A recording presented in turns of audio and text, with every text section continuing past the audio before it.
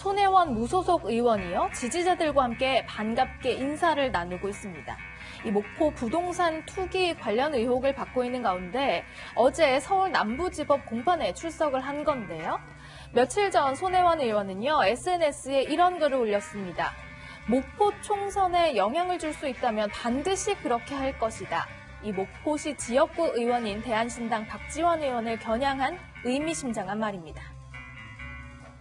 목포 나오실 거세요? 다음 선거 때? 저는 안 나올 건데요. 제가 더 이상 국민들이 보고 싶어하지 않는 배신의 아이콘인 그런 노회한 정치인을 물리치는 방법이 있다면 박지원 의원을 상대할 그럴 정치인들이 눈에 띈다면 제가 그분을 돕겠습니다. 저는 한번 시작하면 끝까지 갑니다. 제가 끝까지 해서 여러분들과 같이 제 노후에 일주일에 반은 꼭 목포 와서 지내겠습니다. 지난해 목포 부동산 투기 의혹으로 한창 논란이 불거졌을 때 손혜원 의원을 향해서 의원직을 사퇴하고 복덕방을 개업했어야 한다, 이렇게 공격했던 박지원 의원. 앙금이 남은 탓일까요? 이 손혜원 의원은요, 목포 지역 민주당 예비 후보들을 만나서 경선에서 이긴다면 지원하겠다, 이런 것을 약속하기도 했습니다. 이후에도 여러 차례 박 의원에게 날선 공격을 해온 손혜원 의원. 지금 무소속 손혜원 의원이 이 목포 지역에 있는 박지원 의원을 향해서 선전포고 비슷하게 낙선을 할 거다. 이거 어떻게 보십니까? 그냥 소위 부답입니다. 그냥 웃고 넘어가죠.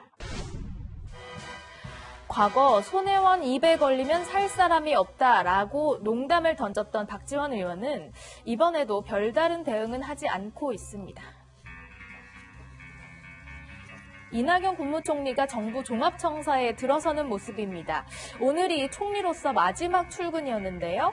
오늘 오전 문 대통령이 정세균 국무총리 임명안을 제거하면서 이제 이낙연 전 국무총리가 됐습니다. 약 2년 8개월 최장수 총리를 기록했는데요. 이낙연 전 총리는 그동안 총리 이후의 행보와 출마 의향에 대해서 많은 질문을 받았었고요. 대답은 조금씩 바뀌어 왔습니다. 총리님, 출마설이 나돌고 있습니다. 21대 출마하시겠습니까? 현재로서는 계획을 갖고 있지 않습니다. 그럼 대통령께서 나가라고 하시면 나가실 겁니까? 그러시게 하겠습니까? 앞으로 제가 무엇을 할지는 소속 정당의 뜻에 따르는 것이 옳다고 생각합니다. 당이 요구하면 뭐든지 하겠습니다. 여러 가지 흐름으로 볼 적에 어떤 지역을 맡게 되는 쪽으로 가지 않는가, 그런 느낌입니다. 이낙연 전 총리는 최근 새로 지어진 종로구의 한 아파트에 전세를 얻었고 다음 달 초에 이사한다고 합니다. 조만간 종로 출마 선언을 할 가능성이 높은데요.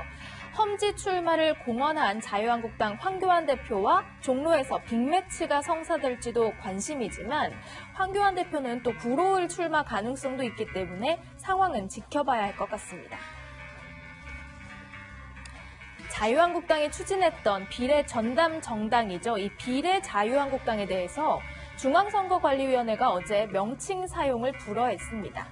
유권자들이 기성정당과 오인, 혼동할 우려가 많고 국민의 정치적 의사가 왜곡될 수 있기 때문이라면서 정당의 명칭은 이미 신고된 정당의 명칭과 뚜렷이 구별돼야 한다, 이런 정당법 41조를 근거로 들기도 했습니다.